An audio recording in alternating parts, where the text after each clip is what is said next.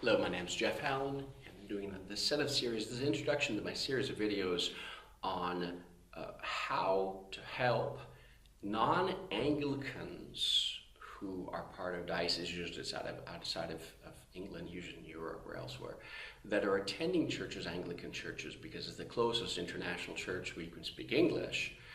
How can these non-Anglicans that come from a diverse amount of different backgrounds like myself, how they can adjust to and understand the functioning of the Church of England and the Anglican community, especially with the number of very different ways of functioning in general. So I've gone through this, I've lived through it, and during this series of videos, I want to be able to help others that will be going through the same adjustments.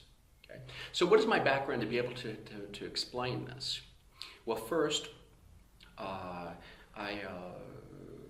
after coming to the Lord as 15 and helping with worship and youth group, at age 18 I went on to go do a 3-year specialized degree at Multnomah University, or as it was called Multnomah Bible College at the time, Multnomah School of Bible actually. A very well-known non-denominational, one of the top 3 in the United States for now 50 years. Very solid. All of the teachers come from Dallas Seminary or Dallas Theological Seminary, usually Denver, so it's a really top school for education. 3-year specialized degree called an associate's degree in biblical studies, and I did an additional 4th year, which allowed me to get the bachelor's degree in theology and Bible. Okay.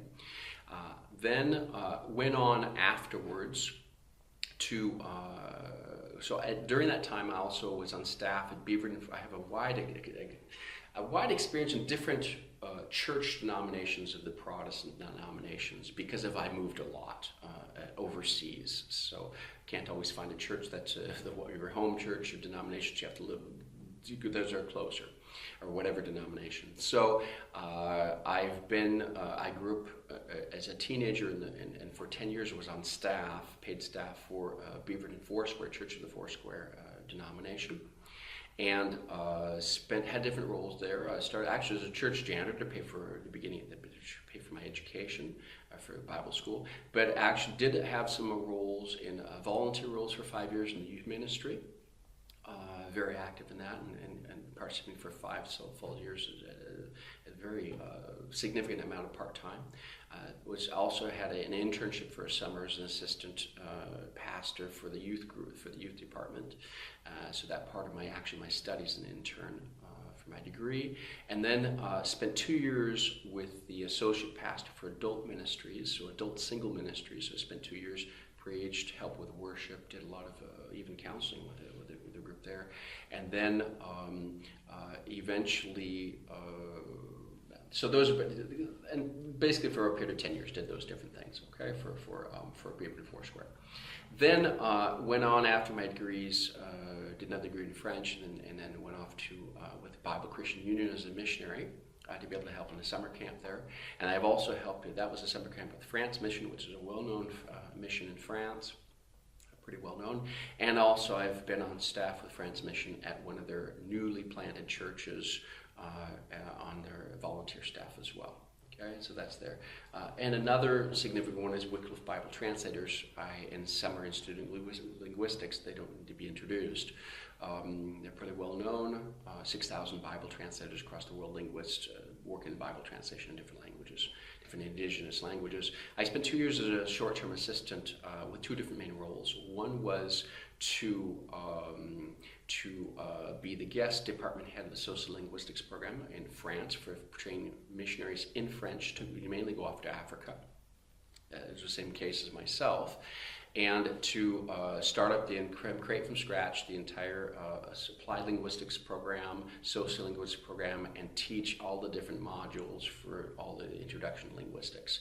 So I did that, created all those from scratch, taught the students, and then came back and helped advise, just basically created the department. And I did that. And then going on for the 2 years, I was a research member for working in Creole languages for the Caribbean. It was part of my master's and my doctoral degrees in Creole languages, which I worked on. And I was assisting basically research for one of the Bible translation projects in the Caribbean for that period of time. So that's a number of things. For different churches, I've been part of the Evangelical Free Church, participated signally for 2 years in one in America, and helping that with leading worship, preaching, etc., helping different roles, ministry. And then for 2 actually in France, also about Evangelical Free Church, based in 4 years, lived in the Lyon area, and helping the same kind of roles there. So that Evangelical Free Church of Christ for 2 years, working there, doing the same types of roles, leading worship, preaching, assisting different roles, even help with the music ministry on all the licensing music and all those kinds of things. The most important kind of significant chunk of time was with the Baptist churches, of the Conservative Baptist missions, which is now called World Venture, for all the missions they had sent to France. That's just called the Baptist Alliance, okay? So for the whole Paris area, it's actually all spread across France now, but for that period of time, for about 12 years, was part of on different roles, leading worship, preaching, leading the service, lots of different roles in several, and participated in several different churches of that association or alliance of churches of the Baptist Association.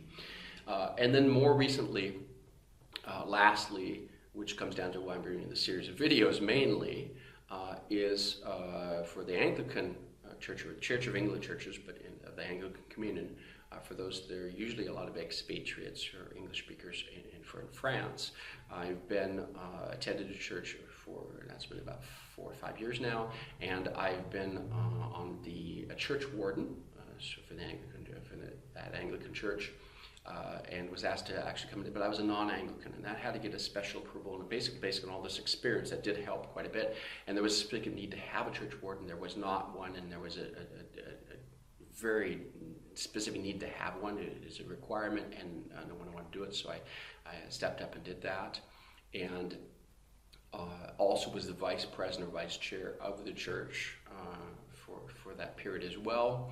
And during that time, spent about 20 hours a week of my free time, in addition to my normal job, working with the locum chaplains who were arriving, assisting them, and spent about 20 hours with them, understanding, asking lots of questions to them, to the archdeacon, to the area deans, to the bishop, spending a lot of significant, like I said, 20 hours a week for a period of 10 months, just up to a year, of really trying to understand as clearly as possible how the Church of England functions, and how the Anglican churches in general function, especially in the diocese that is outside of England, which was the case here in France, and how they function, and they'd be able to adjust and reset the framework and get the mentality, so I could always be wearing my church warden's hat as an Anglican church warden, and then understand it from a different perspective, because many of the people in the church were non-Anglican. So and then later on went on to become a confirmed Anglican as well. So that's my background in that. So again, the reason for the videos is to help many churches outside of England, of the Anglican Communion, do have people that come from, like what you'll see in the other videos about chaplaincy, what it is. People come from all different backgrounds to come into that local church because it's English speaking. And they will come from this, half the people will be Anglicans, maybe, and half will not. And this causes lots of conflict. And the goal of this this set of videos is to help people understand each other, help understand what the framework of thinking in and how some things work and how things are different, and to really allow people to adjust to it and to be able to make wise, well-informed, Anglican-compatible decisions when they need to. But it's really important to understand what the differences are. So hopefully this set of videos will help in that way.